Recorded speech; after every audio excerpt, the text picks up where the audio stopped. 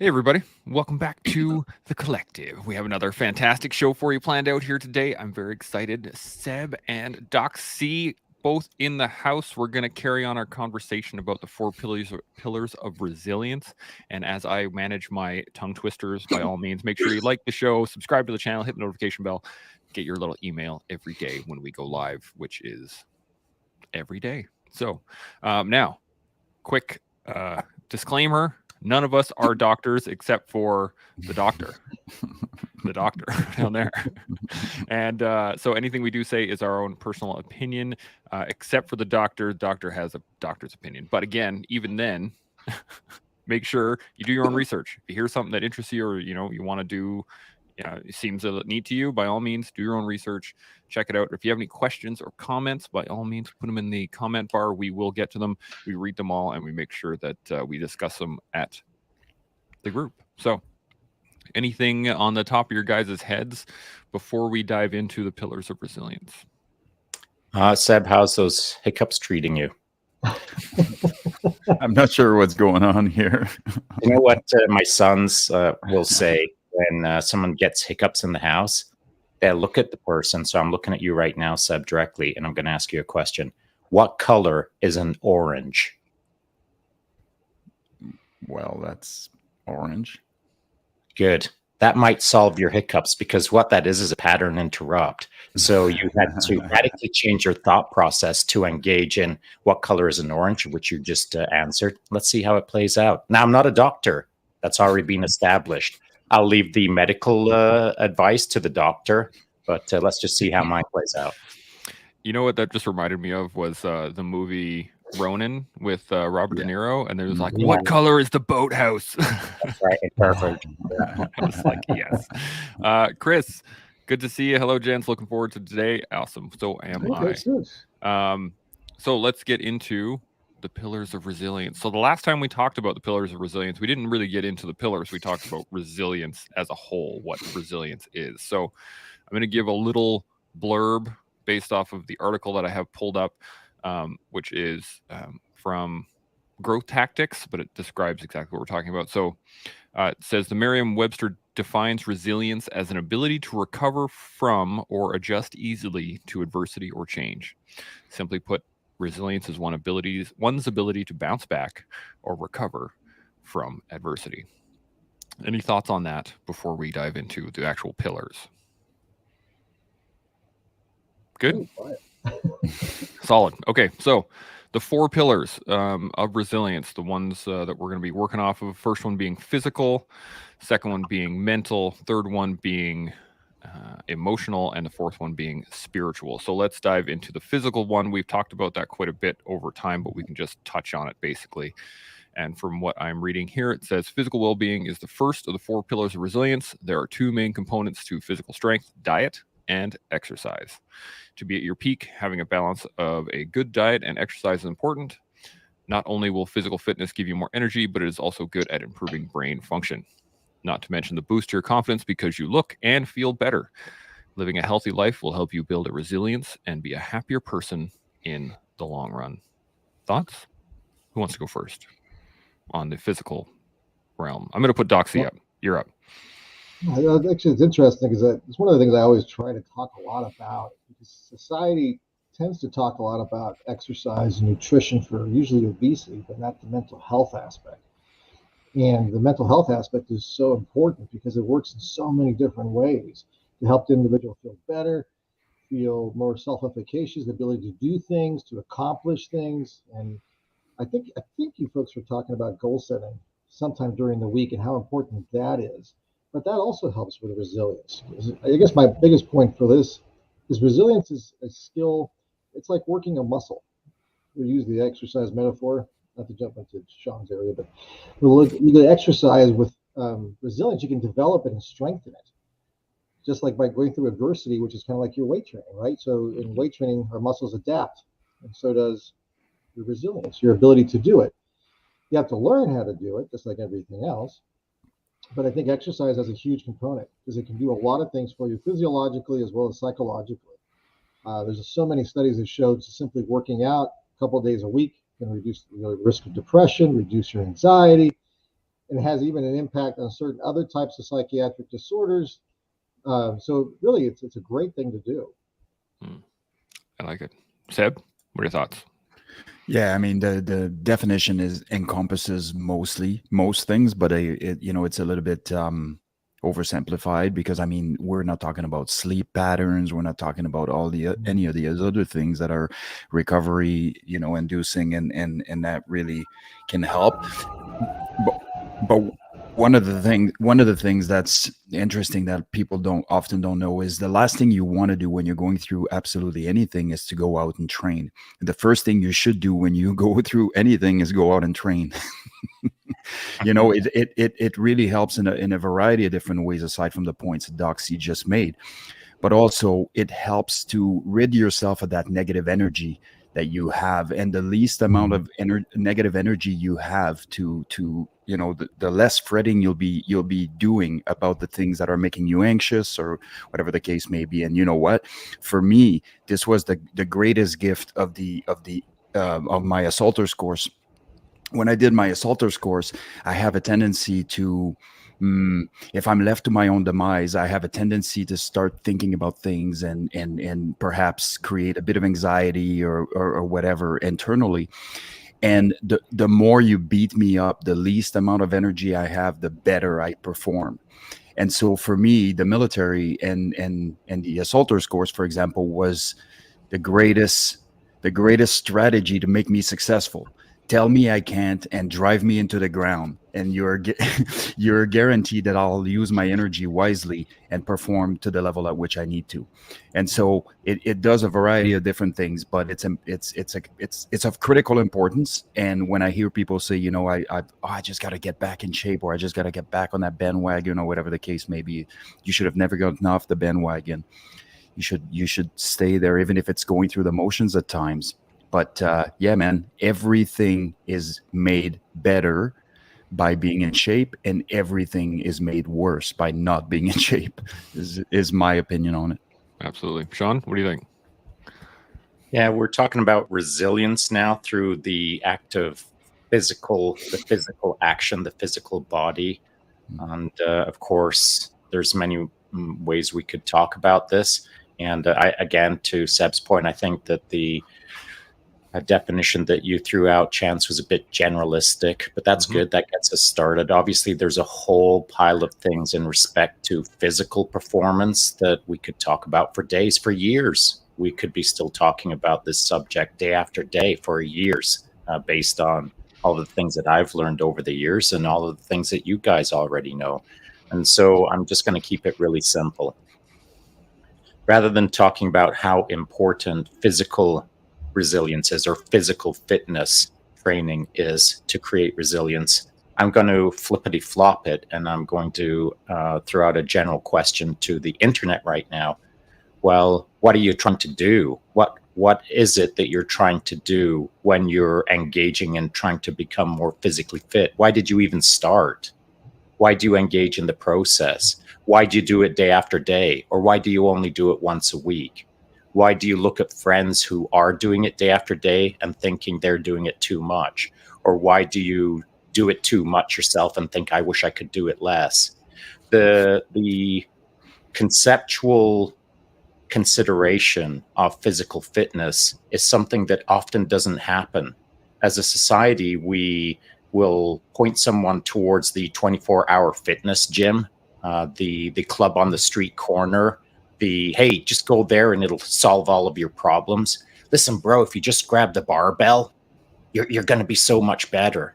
Well, how do you get better in physical activity if you never stop for a moment to think about why you engaged in the physical activity? Why are you picking up the barbell? Is it to get stronger? Maybe, but I think it's deeper than that. And it's that deeper portion that a lot of people don't consider, they don't engage in, they don't think about what does this barbell represent to me? Am I moving the weight of the world? Am I moving the weight of my mind? Am I just moving a weight that's attached to a bar? I think there's deeper considerations in respect to physical fitness that often doesn't get discussed, nor does it get considered by each individual. Maybe we can talk about that a little bit. Yeah, that's a great point. Have you been microdosing, Sean? Yeah, I'm almost a full cup of coffee into though. yeah, So there's there you go. It's a great point. We were talking about this with the psychedelic conversation, was the fact that the psychedelics are not the end result, right? Or Yeah. they're not the cure all. What were you gonna say, Seb?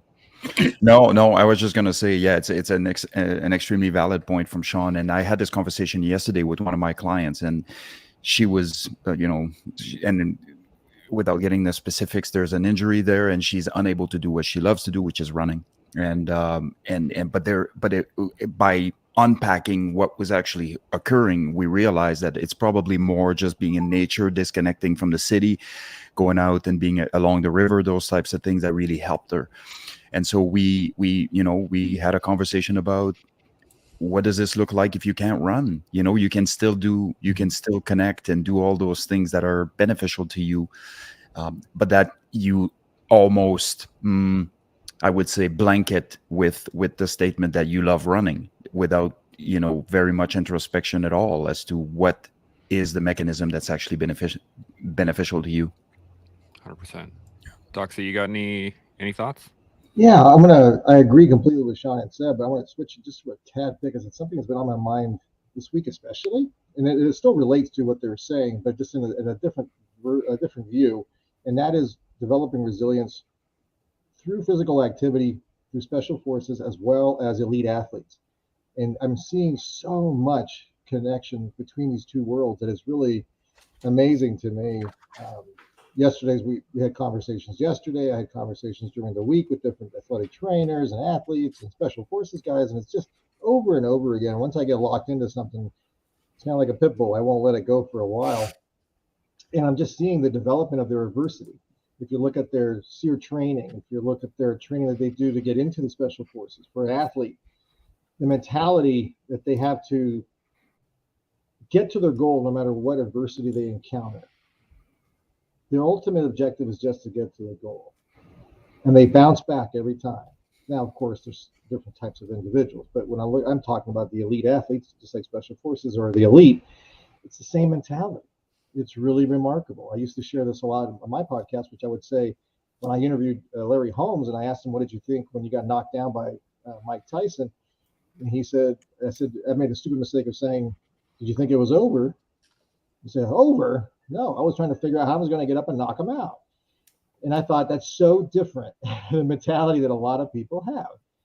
And that's the resilience, the ability to bounce back. And I can see it in those two worlds. And I think it's a skill set that people really need to learn from. Yeah, 100%. And imagine this is facing this is facing the prospect of physical harm from Mike Tyson. I mean, so imagine, this is not like if I get up and I do this, I will achieve a certain goal. If I get up and I do this, he gets to hit me again. So that in my opinion makes it even more compelling of, and a display of what is underlying sort of freaking makeup is, but one of the things that ties right into what Doc says that I liked and studied over the years was peer pressured events and competitive events and their correlation to stress inoculation for operationalization. And so one of those things is, and there was a study, there are several studies, but one of the studies that I really sort of tapped into over the years, again, this is always the same. It's always like, I couldn't tell you what the study was. I can only search it and find it. And I wasn't expecting to speak about this, so I didn't find it, but we can definitely look into it. But what it suggested was that peer pressured event and time pressured event in the company of your peers creates more stress to some people than a lot of operational deployments or operational or actions that have to be taken operationally. And so that's why there's a lot of benefit in, competing against the clock, competing against your peers, competing for the same task at the same time, and looking around and having to rise or elevate your game so that you may keep up or exceed your own expectations. And there is something to be said about taking every opportunity you have to build resilience in the various pillars, in the various realms, by taking actions that are that are tied into what you're trying to accomplish, the end goal, which is increasing resilience. And so you can train, you can do bicep curls, and you can, boom and pose in the mirror and do all this good stuff. But you can do things that are creating a certain amount of stress that you have to learn to manage, and that can be weaponized down the line. And so for me, it's always been about that. It was never about, I want to look a certain way, I want to be this and this, and those things are byproducts. I would be disingenuous if I said, well, I don't care if I look whatever. No, evidently there's a byproduct, which is my physical condition, of the goal that I set for myself, is that my body, will react and be a certain way. But that's just a secondary piece. The primary piece was always to weaponize my fitness, right? And this can be said for life. It doesn't need to be something that's necessarily operational. That can be you going with the kids to the park, or be able to keep up with them, in your 60s or 70s or 80s. When you look at Sean's 60s is redefined. So yeah, amazing.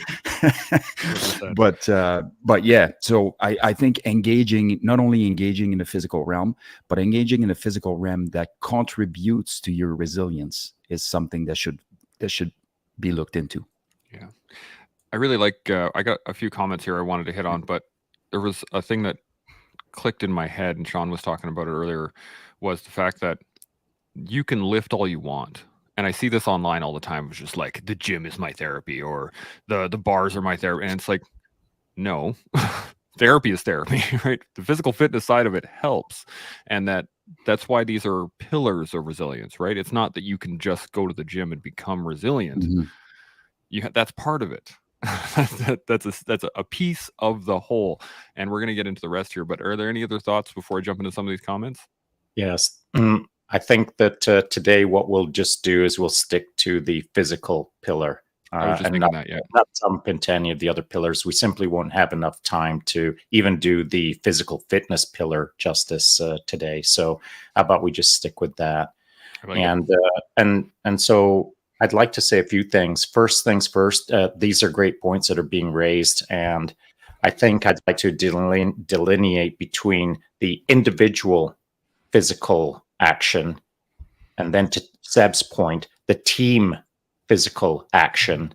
And then how do you learn what's important to you in your physicality? And so first things first, individual physical actions. When I was out riding my mountain bike yesterday, I put up a little clip, and I was actually talking about John Stryker-Meyer and what a great conversation that was with you, Doc C, yesterday. Whoa. But that was up into my Instagram post. I also put up a little clip in my Instagram stories, and it shows, and it's the camera mounted on my chest. I'm rounding a corner. I get into a little bit of a sketchy dust section that's on some flat rock, and the bike just sketches right out from underneath me like that. And I'm doing a front forward brake fall, scuffed up my elbow and whatnot. But the moment that I hit the deck, I jumped straight back up, grabbed my bike. The first thought is my bike okay? Not am I okay? Is my bike okay? Is it good to go? I'm getting back on the bike, and I was right shredding that bike within a matter of seconds of hitting the deck. And so that is kind of a metaphor for life, man. I believe I titled the little clip, Fall Down 7 Times, Get Up 8. Has anyone ever heard that saying before? Yep. Mm-hmm. Yep. And so that's how I try to live my life, man, is we're all going to fall down in any physical action, whether it's our individual action with no eyeballs on us. What we do in that moment is a reflection of who we are. If you look a certain way, if you act a certain way, if you think a certain way, when you're out in the middle of the sticks all by yourself with no eyeballs on you, no one to evaluate you, no one to assess your performance, the only person who's assessing me out there is me. And how I act in the moment is, if I'm acting authentically, is I get straight back into it again. I do not have a little moment where I throw my hands up in the air, stomp my feet, and have to sit down and quit for a little while. That is not me. That's not what I was taught. And that's never how I've run my life. So in these individual moments, isolated moments with nobody seeing what's happening, that's when you should be analyzing your responses to the non-world around you, just your own little world in your head, how you respond to adversity, how you create resilience in those moments. If you, again, are just going to sit back and have a little cry, okay, cool. But think about a better way to create more resilience in that moment. And instead of maybe having a little moment, you jump straight back into the moment and start kicking arse again.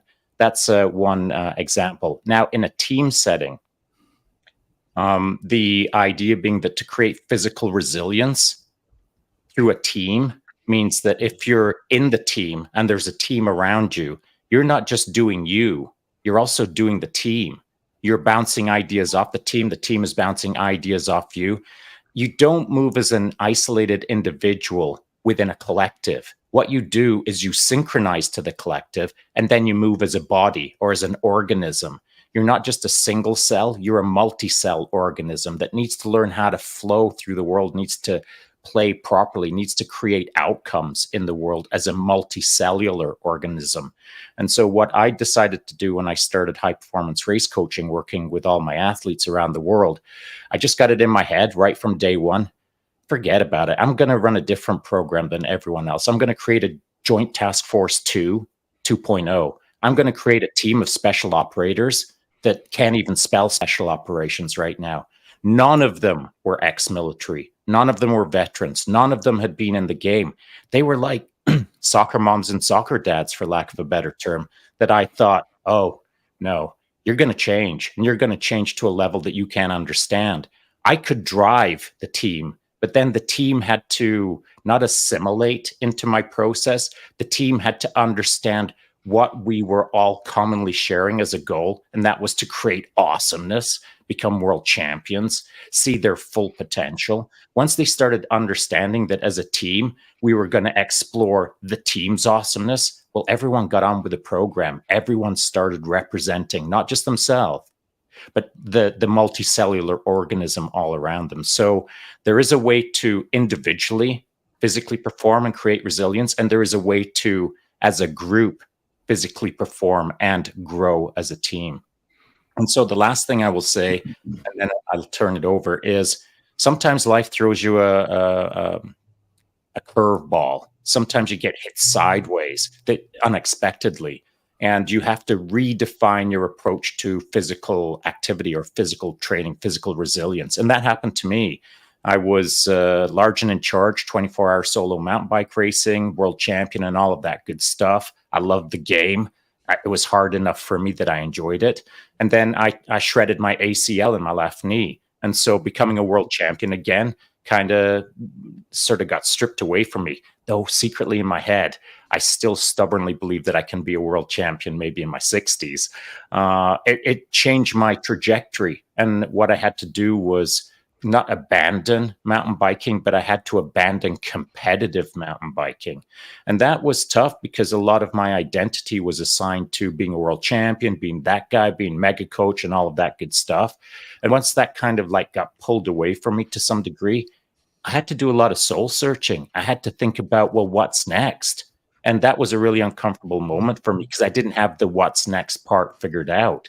But I think that through those physical adversities, even if things go completely sideways, there's an opportunity in there to learn how to evolve to become maybe a better version of yourself, which I feel I did. And as I'm saying that, I'm looking at Seb and I'm thinking, if there's a guy on this panel who understands this better than Seb right now, I don't know. I think it's Seb that could speak to this subject more deeply than I. 100%. Seb, it's on you. Well, you know, there's just so much goodness in that, in Sean's last inject there. One of the things that I really like as well that we haven't spoken about is if you are doing something like Sean is shredding the mountains, doing all that, I'm watching the video and I'm like, you know, there's an acceptability of the possibility of death there. Like there is, like, you know, and every fear that we have is essentially a downgraded version of death. Like, because ultimately that's one of the biggest fear, and it's one of the most sort of common sort of phobia, even to a certain extent. It's so panic inducing and so fear inducing that most people don't even allow themselves to think about it. to think that the prospect of, and if you start having a conversation, they'll be like, nah, don't jinx it. This is, they will actually shut it down. And this is, I call that the airplane safety lecture. When you get in an airplane, pay attention next time you're in a plane. Look at everybody. Everybody is looking at the flight attendant. Everybody is, until she starts her safety brief. And then they all look away. And they'll do all kinds of things to not acknowledge the fact that plane might crash. And what's really interesting is when you start pushing the limit and the boundaries in the physical realm, and you start to do things take calculated risk that are forcing you to be okay with a possibly, catastrophic outcome, because that's life. You have to accept it. Imagine what kind of weaponization. I mean, this was, for me anyways, sort of the biggest, what's the word I'm looking for? It was the biggest advantage I had, I feel, in my career, is I was completely okay with that prospect, and a lot of people weren't, right? And so it did lead me to do cowboyish stuff or anything like that, but it had me not worry about certain things and focusing on what the task at hand was. And so that's the one piece that I really like about this. When it comes to individual effort versus a collective, I really like that, and this is why it's important. If I am to contribute to the collective in the optimized way, I'm going to need to be optimized myself as an individual. So this isn't about let's get everybody together and drag the stragglers out. And this is sometimes, while if I'm not as great as I could be, somebody can pick up the slack or whatever the case may be. And so that's why it's critically important to be optimized as an individual, so that when you do join a collective, you are contributing to that collective. You are pushing the needle. And you see that in a soft world, but you see it in the police special operation world as well, where the selection process has sort of two pieces. This is an individual event, and this is a collective event. Now you're expected to act as a team guy, at dragging the person that falls down to the person that's struggling, do all those things, return, go back to them, grab them and pull him up and help him out. But also some other time you're gonna be all for yourself. Now you're gonna go as fast as you can and try to be the fastest guy in the group. And then there are other groups such as the SAS or Delta that will often mostly have individual efforts. Like they know that you can work as a group, they know that you can do all this good stuff, but what they want to see is what you are made of when nobody else is there to help you. Nobody, it's just you and you. And so they know that if these guys are individually that strong, when you combine them, they will elevate the team. Anyways, I digress. I like it. No, it's all good. That's exactly what we were talking about. I do have a couple comments here, but Doc C, you got any thoughts, or Sean, before I dive in? I got 4 points, but I'm going to wrap them up real quick. Hit them. Let's do it. First comment, I guess, would be, yes, I have psychoanalyzed the collective. And it's interesting because the collective uses a lot of the things that elite athletes, again, in special forces, what makes them successful is what a lot of the topics that you guys are discussing each and every day. So it's fascinating because it's like a self-development show. So it's really interesting to watch it as it comes to fruition, because people can learn it and they can watch each and every episode. No, they're not paying me to say it. You can watch it each and every episode and you can grow from it. And it's really fascinating to watch. Again, that's what happened when you psychoanalyze things. Back to an earlier comment Seb made about Larry Holmes and Mike Tyson. He's right. He's got to deal with the concept that he can get hit again. If I hit him, he'd just spring right back up and have no problem for the day. But it's a totally different mentality. Back to what Sean said too, in regards to the team effort, also being able to get up when you fall down. What's interesting is when my little one was about 3 years old, I remember when she fell. Yes, I psychoanalyze my kids sometimes. When she was 3 or 4, I watched her, and she looked at me when she fell. She hurt her knee. It wasn't a bad hurt, so don't worry anybody. And she looked at me, and she had this face. Of course, I'm speculating. She had this face of, should I cry? Should I keep moving? So I went over to her, said, okay, let's go. And she just kind of went, okay, we'll go. And she did. The next time, same thing. Now, when my wife, this isn't a pejorative comment towards her, but when my wife did it, and she's like, oh, you okay? Boom. Now, yes, it's obviously it's not quantifiable. I don't know if she got hurt more when she fell with my wife or not. And this isn't criticizing my wife, but it is a lesson that can be learned and taught to people, even at a very young age. Hey, look, you fell down. Let's just keep moving. You got to get over there. And that's one of the things that's interesting. And then the final point, I think I did under 2 minutes. The final point would be Sean's comment that he made about the team and the collective, and Seb kind of expanded on it too. I'm going to switch it a little bit because I am the king of rabbit holes, and I can relate that to families and how important it is to families. Because I was hearing Sean talk, and I'm thinking that's a great lesson to learn for families. How we all get together on the same page.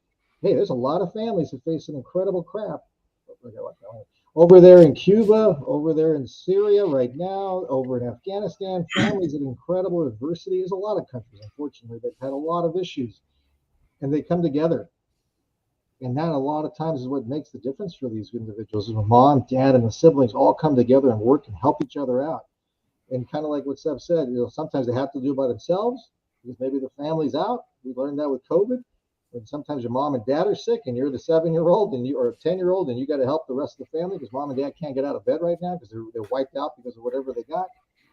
It's a tough thing, but again, you can see how the collective, even there, can build resilience within a family in the same mindset as an operator and as a team sport like baseball. That's it for me. 2.5 minutes. Sorry. It's all good. It brings up an interesting thought in my head, and I'm wondering, perhaps, is it? I pictured some of the times where things got rough when I was in the military, and everybody banded together. And it wasn't so much that we were all just like, "Hey, everybody, it's rough right now. Let's all work together." It just happened. Everybody started working harder. Everybody seemed to know what there was the synergistic kind of feeling clicked in. And there were times where it wasn't that hard, and we immediately started to spread out. Right. So we started to be more individual in those moments. And I'm just wondering if the elevated levels of stress, in the position of where you require that resilience, if that teamwork, if that bond that's there, it's kind of like falling to the level of your training, right? Like, oh, we don't really know what to do. Okay, well, let's all work together harder, right? And just, you guys think it's something of those lines, or? I do have some thoughts. And you created a good model that we can launch into maybe a broader topic. And that is not being my observation of when times get tough in teams. Not every team performs like, and now we're going, and there's the solution, and that's the right thing to do. That isn't common. Certainly not at a regular military level or a regular policing level or a regular whatever level. Any small or large team that is not specialist in nature, we'll call it for lack of a better term, doesn't perform to the level that I would be pleased with.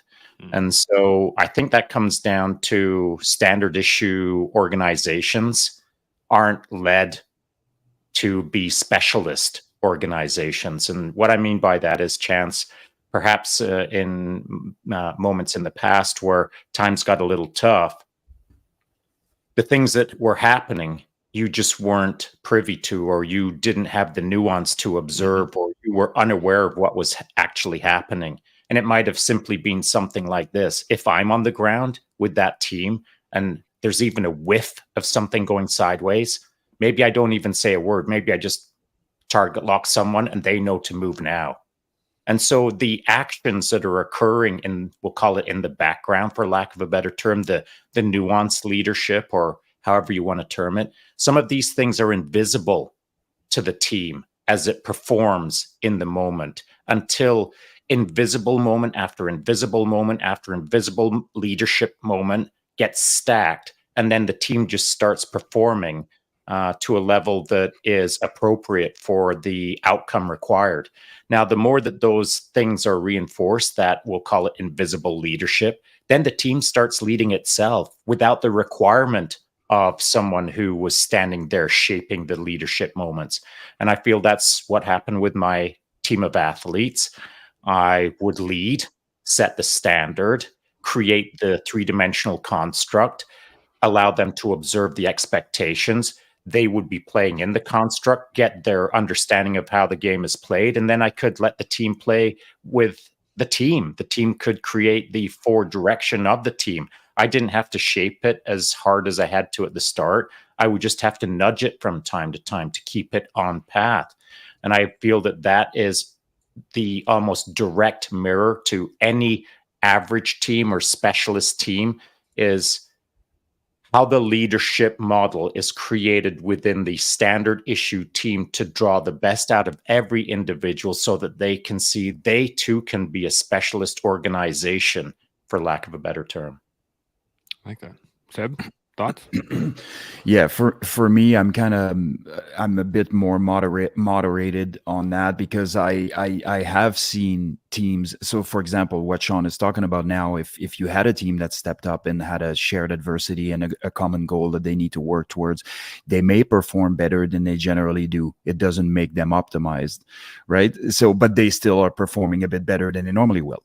And so I think that it is reasonable to see people push a little bit harder if they say that consequences attached to failure are worse, or perceived to be. And you see it even in regular policing. You see it, and you teams that have really great synergy will sometimes blow your mind how elevated they will act or react to certain things. And I think that if you have a team that has a lot of issues, if you have a team that doesn't have the same synergy, if you have a lot of individuals within the teams, if the leadership is shaky, all of those things can contribute to a team completely falling apart when stakes are higher. There's no question that that's the case. It happens often. But if you have a solid team with a good culture, you could be very surprised on how much higher than their pay grades they're operating at. So, I'm kind of in the middle on that. But ultimately, though, if you are looking, so the higher the consequences, the better the team that's dealing with it should be, right? So so for me, it's all about, okay, what is the worst possible outcome? Well, if the answer is death and dismemberment, you guys better pick up the pace, because what else is there, Yeah. Doc, got any thoughts? Oh, amazing. It's interesting because when I was listening to Seb, I can see a lot of extrinsic and intrinsic motivation factors is kind of what he's talking about, right? The extrinsic stuff being the punishments, the rewards, and people motivated by those things. And sometimes it's an interesting question for anybody out there who's played. You watch teams who win the World Series. I'm a baseball fan. And then it becomes harder the next year because they attain the goal. Mm-hmm. Now, what do? Do you win it faster? Do you win more games? It becomes a little different, and it kind of affects the whole team and environment, which is kind of interesting. But I guess I'm bouncing it back to resilience for a second, because it also reminds me of, I don't know what the drill is, the one with the Navy SEALs during the VUTS training. They're holding that log, and there's like 7 of them, and they start yelling at them. And the one guy who starts slipping already, and they start yelling at him, "You're letting everybody down! You're letting everybody down!" And everybody's thinking, "What the hell's going on back there?" And he's trying to hold this thing, and it's interesting because you can see that intensity. I think that Seb is describing as well. You see it in their faces. The one guy doesn't want to let it down. Other people just say, "Screw it, I'm out of here. This is too much for me." But it develops resilience, which is interesting because you're overcoming adversity. This is what these individuals learn. Every guy I've talked to who's soft community tells me the same thing. Yeah, they kind of choose you because of your mindset, but they really create what ends up being the product at the end. You have the clay, I guess you would say. You have the clay and you have the right ingredients. Now we just got to mold you and shape you. So it's kind of like that saying in sports, which I'm sure some of you already heard it, which is, does the athlete pick the sport, or does the sport pick the athlete? And it's a little bit of both in this regard, I think. But again, I'm not the soft expert here, but that's kind of my 2 cents. I like it. Sean, you got something? I do. On the physical side of things, when you're talking about, does the athlete choose the sport or does the sport choose the athlete? Well, I've been in a few games, a few different avenues of physical activity. And all I can say is my body that I have right now is a result of my life. And if my life's focus is to be an ultra endurance mountain bike racer, my body becomes that through a lot of hard work, through a lengthy process. If my body needs to be a Brazilian jiu-jitsu guy, well, my body turns into that through a lot of hard work via BJJ. If I wanted to take up javelin throwing and become a world champion, well, my right arm would be bigger than my left arm through a bunch of throwing javelins. And so it's important for everyone to understand that our bodies, in fact, this is ironic or coincidental, I suppose. Last night at the dinner table, my wife and our oldest son, Evan, were talking about some show out of South Korea, and it's called Fitness 100 or something like that. I don't know. Anyway, they watched the first couple of episodes and they were talking about the various different body types and blah, blah, blah. And I said, and right away, I didn't even understand what they were talking about because I was jumping out of a perfectly good airplane while they were watching this at home. And I said right away, so who's winning? What body type? Who is blah, blah, blah. And they described several of the characters. And my son mentioned, well, one of them is a special operations sniper. And right away in my head, I thought, he's won. He's going to win. And I can't explain that to my family because, and maybe he won't, because maybe he's not full tilt special operations sniper. I don't know, whatever that means to anyone. But I will say this, that if I'm in that game, if I'm in that environment, I'm going to freaking win. And here's how I'm going to win. I was taught to win. I wasn't taught to be the strongest or the fastest or the guy who could hold on to a bar the longest, or I'm not the guy who can throw the javelin the furthest. I was taught to win under any conditions as an individual or on a team. And it might not have me at the top of the podium every single time, but I'll be on the podium in my mind. You've got to have a mindset that is created by people who teach you to win.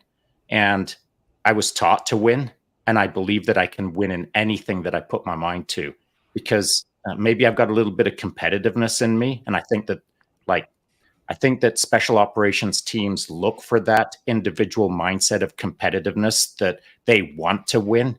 They, when you get a bunch of characters into a room, and it doesn't matter what it is, if it's a spider fight, or if it's tiddlywinks, or if it's who can get the most bullseyes on a dartboard, it doesn't matter what game we're going to play.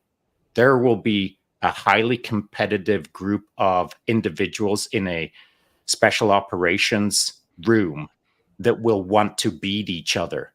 They will compete ferociously at tiddlywinks if that's what's in front of them. And sometimes that mindset of aggressive competitiveness with yourself or with others, as long as you're doing it carefully, I suppose, not mean-spirited, you need a certain amount of physical competitiveness to really move the needle around you, I think. Yeah. There's a great image, actually, Doxy, you were talking about log PT, guys holding up the logs and stuff like that. I think it's such a great image for the idea of pillars of resilience.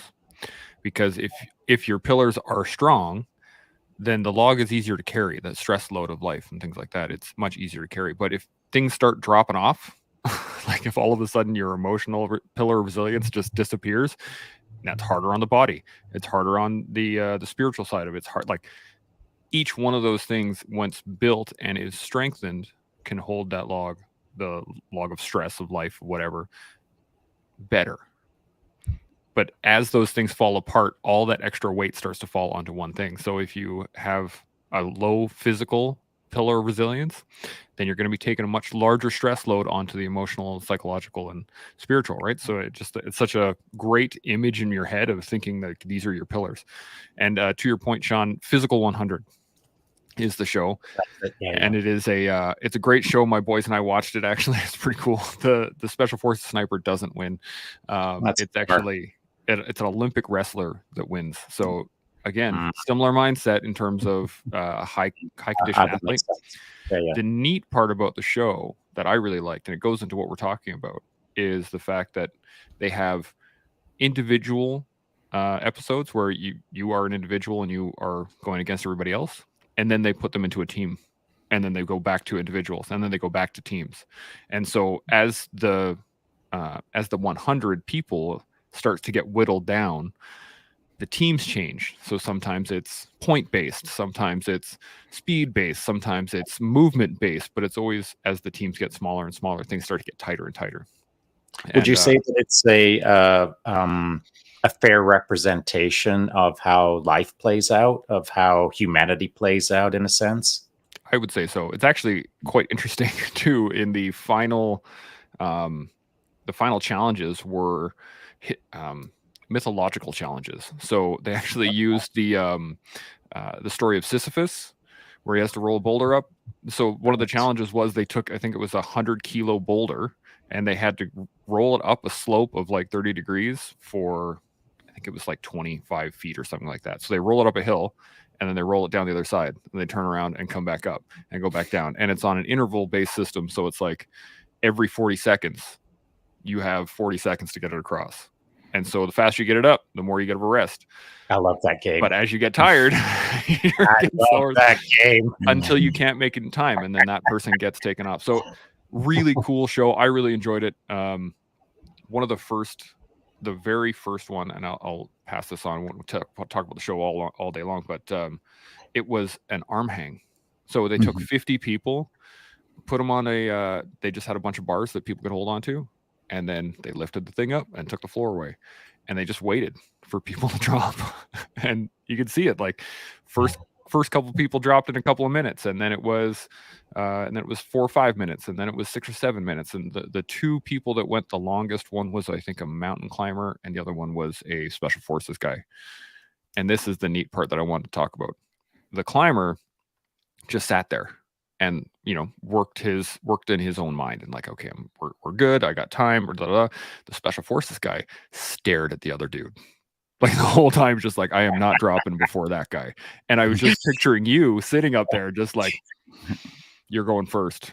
So it was pretty hilarious. But well, that's funny because my boys or my son did explain that moment to me and described it. And he actually called out the final two characters. And then he said, how would you have managed that, Dad? And I said, well, I would have hung there until my body stopped hanging, because my mind will never quit. I will hang on that bar until my fingers fall off the bar. And that will not have been under my control, because I will have been demanding my body, as I do in my daily. My brain refuses to listen to my body. I freaking ignore what my body wants. I make my body do what I want to do. My brain, Sean's brain, tells Sean's body how it's going to kick ass. And so I would have hung on that bar until I couldn't hang on anymore. And then I would have slipped off. But it wouldn't have been for lack of trying. But for sure, as I said to my son last night at the dinner table, look, any mountain climber would probably outperform me. They've got a redonkulous grip, which I do not. But if it comes down to the mind, I'll go head to head with anyone if it's just mindset based. So, and I might not win, but I'll give it a fair shot. You'll do your best, I'm sure. I'll do my best.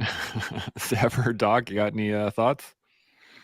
Yeah, it was a good show. I really liked the diversity of events in there, and some of these guys are animals. Like, there is no question that that's the case. Like, they haven't taken, you know, fitness influencers. They've taken freaking savages, right? So it's kind of cool to watch. But one of the things that you mentioned, Chance, is that's important, and I think we haven't touched on, is so those said pillars of resilience just so happen to be the pillars of recovery. And that's it's really interesting because everybody knows them, or most people know them as the pillars of recovery. And so now, again, we're putting ourselves on our heels in a reactive state instead of, I wonder if I apply the pillars of recovery preemptively, can I make this better and easier and prevent, catastrophic events from occurring within the context of my life by already having all of this in place. Once you get hit by something, or once you go through something and you're now in a higher state of arousal, or you're more emotional about things, now you're playing catch up, right? And playing catch up is never as good as preemptively being prepared for something. And so I think it's important, for the people listening, if you are looking at how you can better the pillars of resilience, you need to do it long before any, or at least start. I mean, the best day to start something is yesterday, obviously, and the next best day is today. But if even if you feel like you have nothing, or you're not in a position where you need it, or whatever the case may be, I can rest assured that you do need it. Rest assured that life will test you, and that can be in a week, it could be in a minute, and it can be in a year. But if you have those things in place right away, you're going to be way better off in your response to those events. And so I had a bit of a problem with the fact that, say for us organizationally, there was talks on how to do things post event, and now people were in the dumps, and now we're trying to teach them how to manage, the various aspects of their lives that could really benefit their wellness, instead of, hey guys, I know you haven't had anything happen yet, so now is the perfect time to start with this. And I will make a quick segue with my mental health walk, for example. I've had people say that to me. I'm like, oh, but you guys are a group of, people that need this. And I'm like, what? What are you even talking about? Like, so you think that because, you're not a first responder, or you're not in military personnel, or whatever the case may be, that you cannot benefit from preemptively addressing things in regards to your mental wellness that are going to be applicable in the future? Like, you are so short-sighted. That's exactly the reason why you should come. Yeah, 100%. Doxy or Sean, you got any thoughts? I do. I wanted to just quickly relay a story that I heard from a guy when I was finished Operation Pegasus Jump. I hung out in Victoria for a couple of days, got together with a group of friends one evening at a pub. And one of the characters who was there sitting across from me, he has got a long and storied career. And I won't get into his backstory, but one of the things that is interesting about him, to me anyway, is he's also a Pathfinder. Shout out to the Pathfinders. And so one of the things about being a Pathfinder is you have to face a lot of adversity, a lot of physical adversity, a lot of adversity across all of the domains. But physically, it's an extremely arduous course. And as he stated to me, when I was talking to him about another selection course that he'd been on after his Pathfinder course, I said, so how did selection treat you? And he said, you know what? And I'm going to loosely paraphrase. I'm not going to get into the details. He said, the Pathfinder course taught me how to look at things like selection courses as being kind of easy. And I think I felt the same way as well. I'm not saying that selections are easy, nor was he. It just makes them easier when you've got something in your back pocket called a Pathfinder course. And what does the Pathfinder course represent? A freaking boatload of adversity. If you've got something that you can always rely on in your back pocket called, there'll never be anything harder than this, you can look forward into the future and realize, freaking bring it, future. You are not going to throw anything at me that's any harder than what I've already faced. Now, that is kind of like a bit metaphorical to some degree, because, I mean, who knows what adversity we'll face in the future? And it may be harder than a Pathfinder course, as the example. But the point is, you need to get something in your back pocket physically that sets the stage for nothing will ever be harder than this. And in fact, Chance, I do believe you and I had a conversation about you going and having a walk with a rucksack one day to maybe create some new adversity that you'd never faced before, to recalibrate or repattern your idea of what is hard physically and what you thought was hard physically. By engaging in something that is bonkers hard, you can put it in your back pocket and know that the stuff that's coming down the pipe over the next few days, weeks, months, or years, forget about it. I already have crushed harder things. And so physically, that's a really important thing to consider. Yeah, 100%. We got a bunch of comments here. Any other thoughts before I jump into these? Doc, you got anything? I got a bunch, but I can just get 2 minutes whenever you want. After, before the comments, I don't care. All right, you jump on, and then I'll do the comments, and then we'll do some final thoughts right after. Go ahead. I'll make them as fast as I can. I got the timer on. One of the things I mentioned earlier was funny when you mentioned wrestling, and you mentioned the wrestler won that competition. That was exactly the sport I was thinking about, because wrestlers are a very unique breed of individuals. I mean, the amount of adversity, they continuously push themselves harder than anything I've ever seen. When I've watched wrestling practices, They keep the heater on. It's 98 degrees outside. Then they put on sweatshirts and they just continue to train. I remember their warm up. I was like, oh, this is great. And they're like, okay, let's go. Where? So we just warmed up. So warmed up? It was an hour. I was like, no, that's it. We're ready to go. So, okay. Very different mentality. And it reminded me of Tim Kennedy, the Special Forces, when he fought Yoel Romero, the Cuban wrestler, and how both of them wouldn't give up. They were just fighting. In mixed martial arts, you can always see who's going to make it and who's not. And it reminds me of an athletic trainer who used to tell me, Doc, I have a lot of athletes here. Some of these are Olympic and some aren't. And I'll tell you, the ones that aren't sometimes are more gifted physically than the ones who are Olympic athletes. And the only difference was the mind. They really believed in themselves and they believed to be resilient. And then I was going to bring it back to your log thing you mentioned. It reminds me a lot of support systems and how important they are. If you try to switch that into just regular life, the more people we can trust, the more people we can count on. You folks have mentioned it before, the importance of social interactions. The lighter that log becomes for you. And we're talking about resilience. So these things help us handle life's challenges: loss of a job, loss of a significant other, loss of a parent, things that sometimes we have to do alone mentally to some degree, because no words are going to make us feel better when you lose your mom and dad, but it makes it easier. It lightens that load of the log. Even though you still have to carry it, it does help. And again, these things will all contribute to building that level of resilience. And fairy tales can also do it too, because they can help a lot with children to learn about people you lose and things of that nature. I think I'll end it there. I think it's a good ending for me. Yeah, some great points. I mean, this is a conversation that we could sit here all day and tomorrow and the next day, and we could sit here and do this all for quite some time. So I'm gonna pound through these comments. It's funny that you guys are hitting on this, Sean, as you were talking about something. The image popped into my head of a boxer never doing sit-ups because, oh well, I'm just not going to get hit in the body.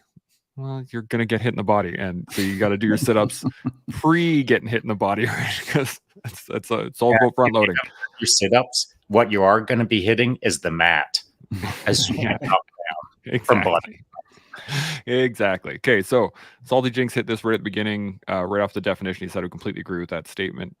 As a result of focusing on setting a daily goal and minimum requirement, I've almost reversed the effects of PTSD in conjunction with defeating the diabetes and heart issues I had as I became more capable and built resilience in my daily returns. And Salty's a great example, or sorry, Salty Jinx is a great example of, I've been following his story for a while, and he is living those words that he just typed out for sure.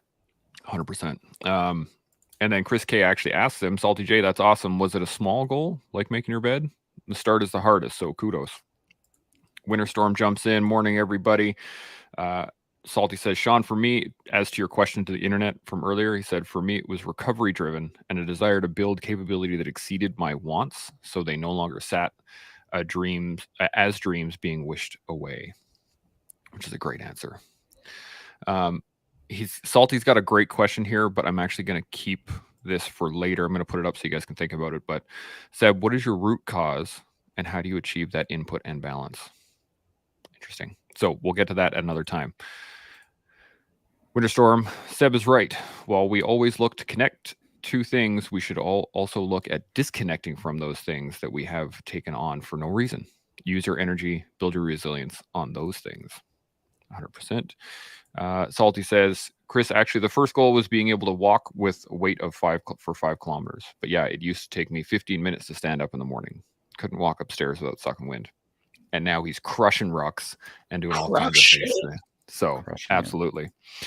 Salty Jinx says, Sean, fall 7 times, get up 8. He's down.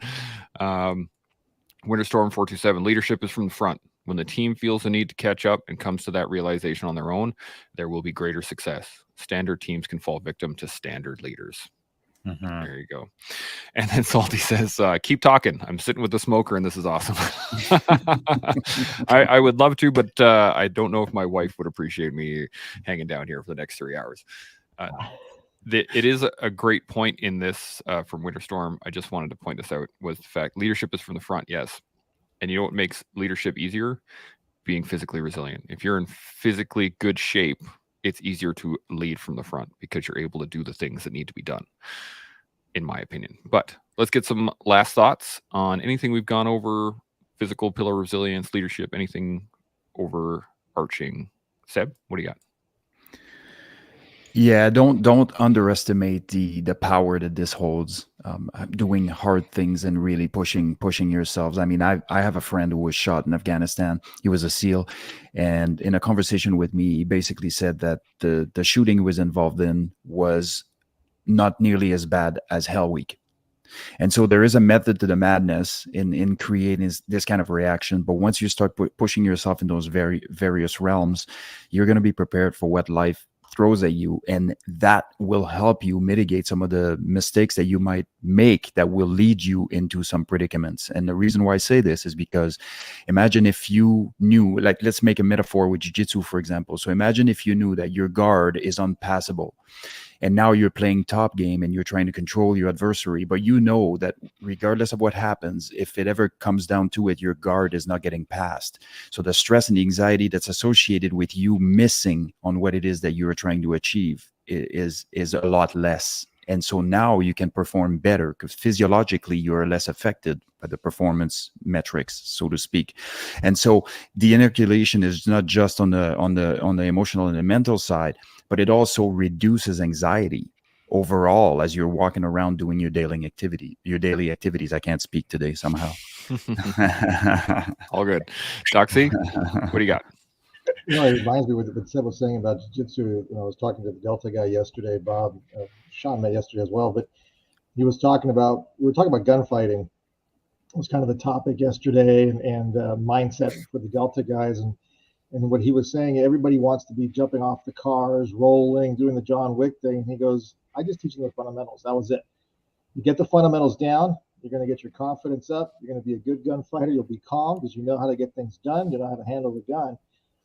And I guess my point is to everybody, Salty Jinx actually hit it to me, hit it out of the park. When everybody who's in special forces now, whether you are in now or you were before, every elite athlete who's an Olympic athlete or professional athlete began somewhere.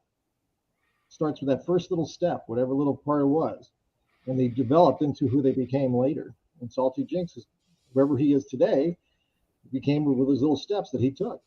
He couldn't wait, he couldn't walk. He said he couldn't get up without breathing a little heavy, and now he's doing the rucksack. So everybody said it here before already. Just start with that first little step. 100%. Sean, final thoughts?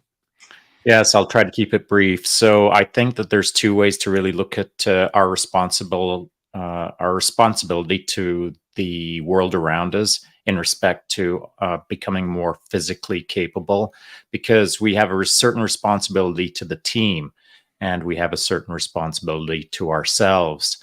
And I would just encourage everyone to start focusing a little bit more on the individual path rather than trying to rely on the team to help you down the path.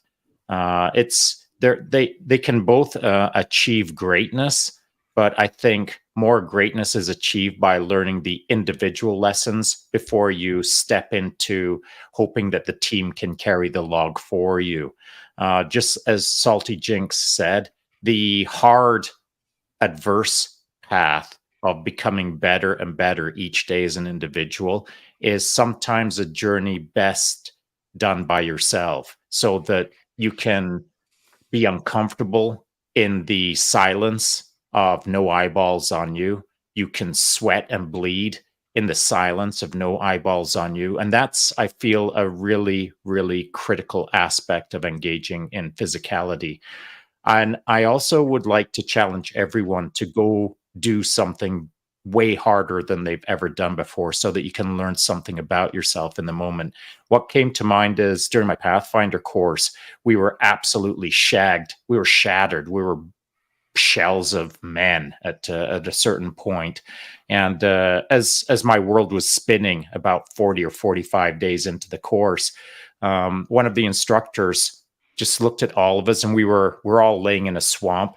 And he said, right, now you all going to grab big water jerry cans, you know, the big jerry cans, one in each arm, one in each hand, and you're going to walk to the top of that mountain. Then you're going to walk back down, and then you're going to do it again for the rest of the day. And I was like, is this even possible? And so I think we need to get to a point in our lives from time to time where we question if it is even possible. Can anyone in the world do what I'm about to do right now? Because I don't think I can. But if it's important enough, you will pick up those jerry cans and you will go see what you're made of. It's those moments in your life where you have to make the hard binary decision of go, no go. The moment that you decide go and commit and realize that I ain't gonna stop until I pass out, well, those are the moments in life that you can draw on for eternity. You can pull them out of your back pocket and know that nothing is going to be harder than that. This in front of me will not break me. I will not be broken by life. So go find something that is so wild that you doubt you can complete it, and then go complete it. Boom. I don't know how to follow that. Yeah, do what Sean says. Absolutely. Across the board. I think that is a outstanding. I mean, even it's not a question of success or failure. It's the question of getting up and doing it, in my mind. And similar to that ruck that we had a conversation about, I went on a ruck and I learned stuff about myself that I had not even thought about for over a decade. So I cannot stress enough how good that is for you to find something that you question whether or not you'll be able to complete, and then just start, see what happens as you go. And it's similar to what we're doing with the collective, right? We didn't know what we were doing when we started. We're just running with it as it goes along. So I really, first off, appreciate the conversation, Doc C and Seb. This has been fantastic. We are going to continue this. I'm going to keep you guys at some point, and we're going to go into the next pillar of resilience, and we'll keep hitting these to make this a larger conversation. So as we learn more about the pillars, we can build those pillars to help us carry the logs of the day, and that allows us to be who we are supposed to be. So we'll do that with us every day on the collective. We'll see y'all tomorrow. Chimo.